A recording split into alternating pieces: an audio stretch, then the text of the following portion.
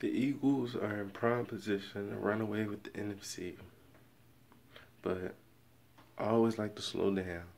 And you know, it's crazy this season. I haven't even really been on Facebook talking trash about the Eagles because I swear I really think this is strictly business this season. Like, I don't know what happened in the off season. I mean, maybe cause I heard, Carson said, he didn't never want to end his season the way it did last year with him not playing into January. But listen, I did not see this coming. And I knew he was a laser focused type guy, but this is beyond anything I've seen coming. And him coming out of nowhere in the draft just makes the story all the much better, because if you'd have told me the weeks before the draft, a month before the draft, yeah, Carson Wentz, I'd have been like, who is this guy? And no disrespect to him.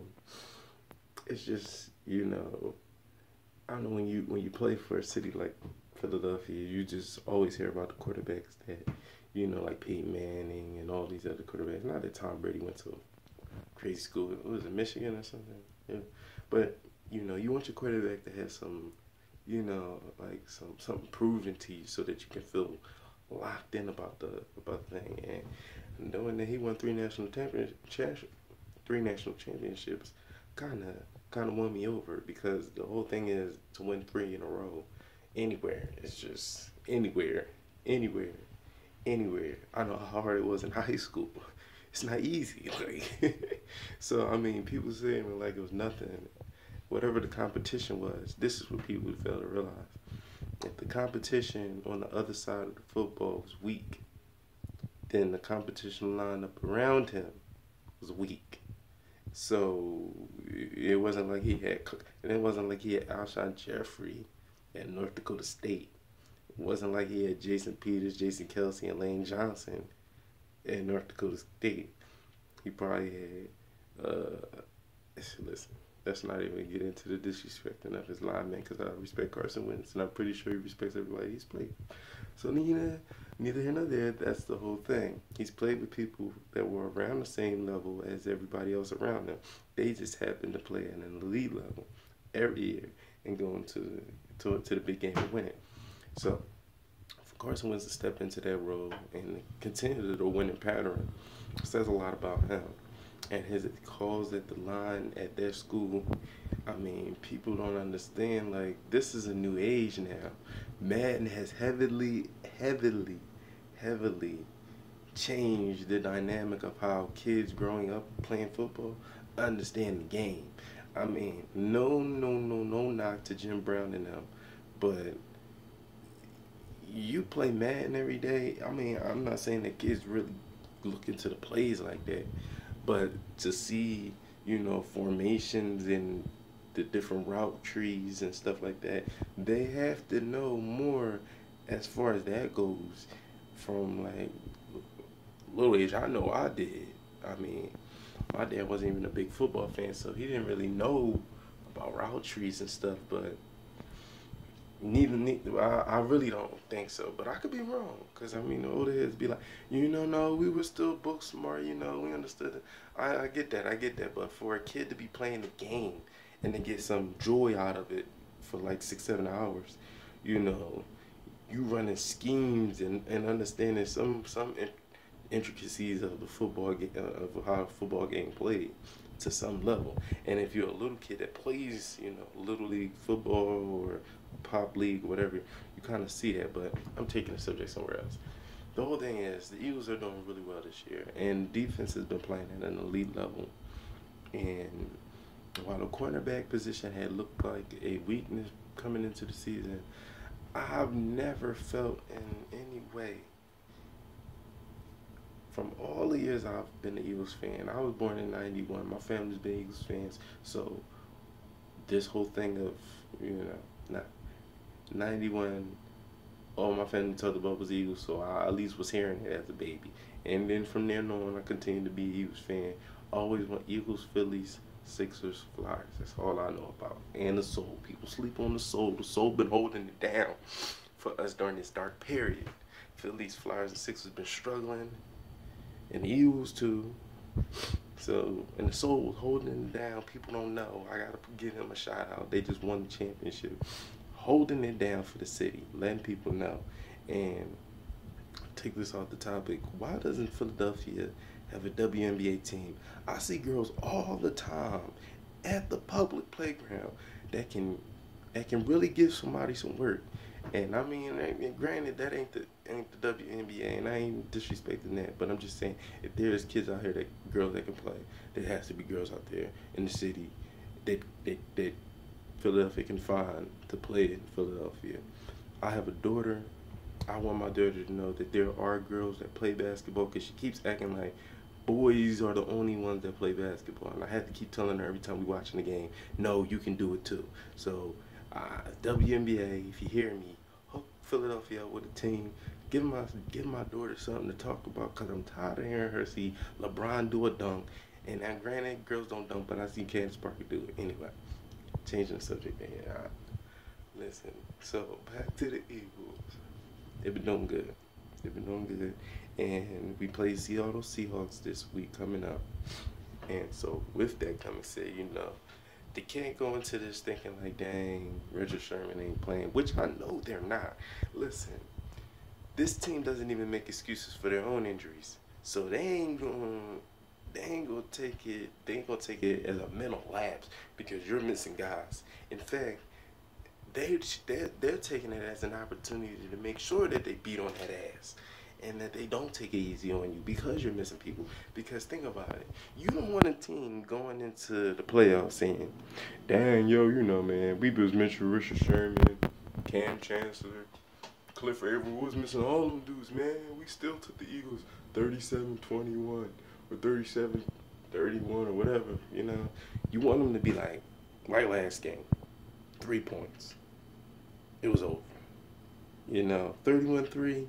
You going into the playoffs, even if you was missing your whole offensive line, you still like, listen, man, they about that life. I don't think we're ready for that. Team will just go out there, give us the best shot, and we will start making plans for Bermuda or Aruba as soon as this game is over, because we're going to be going on vacation. Anywho, so you want to take everything out of them. I like that mentality. That's what I was raised on. That's why I'm a Jordan fan. Because I remember after this one game, he was like, listen, that year that they won 72 games, had the record. Jordan was like, listen, it was never about the record. If we was really about the record, we would have went 82-0. There was every game we went out, we wanted to win it.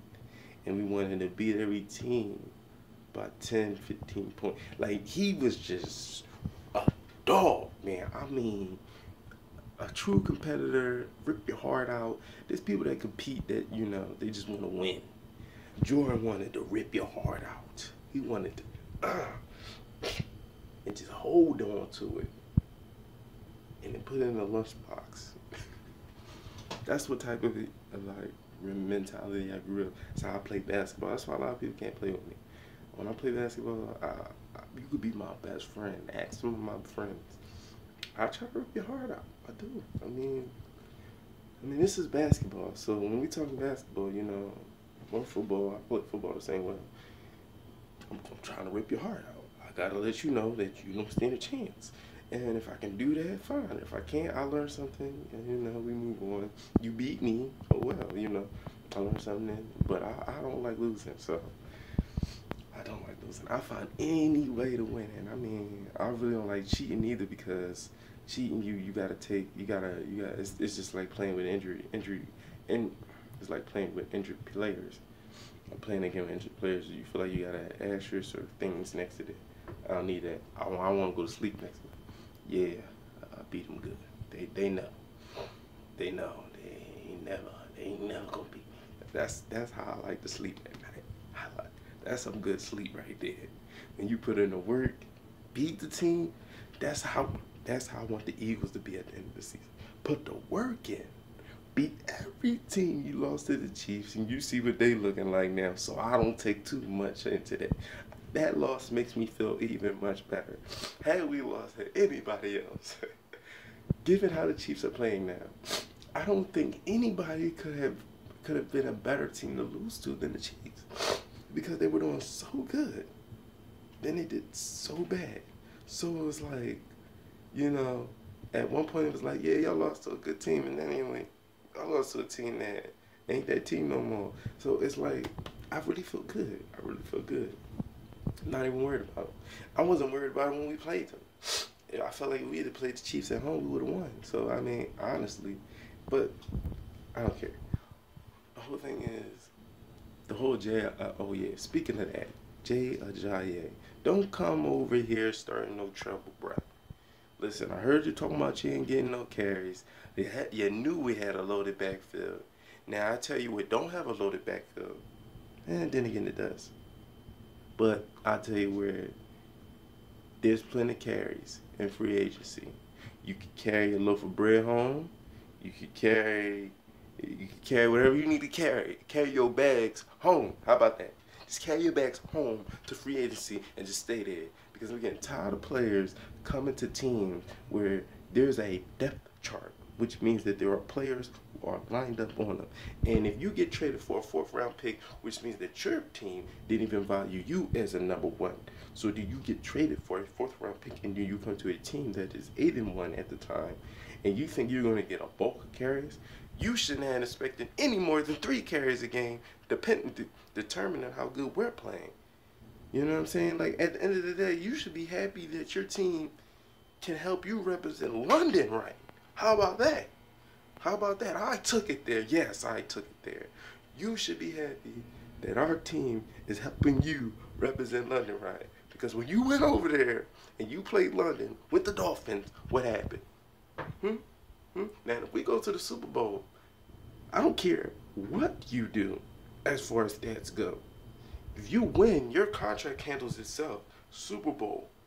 And, hey, brother, you will be a legend in London. You win a Super Bowl. You don't have to do anything. I mean, you're going to get your carries in the Super Bowl. But I'm saying, as far as like the whole trip up into the Super Bowl, going to the, I mean, even if we don't even make it, I'm saying the whole thing is you're playing on a good team. Learn how to be a team player.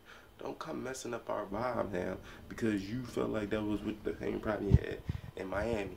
No, the problem in Miami was that y'all were losing games and you wasn't getting no carries. We're winning. You get it? That's the difference. Okay.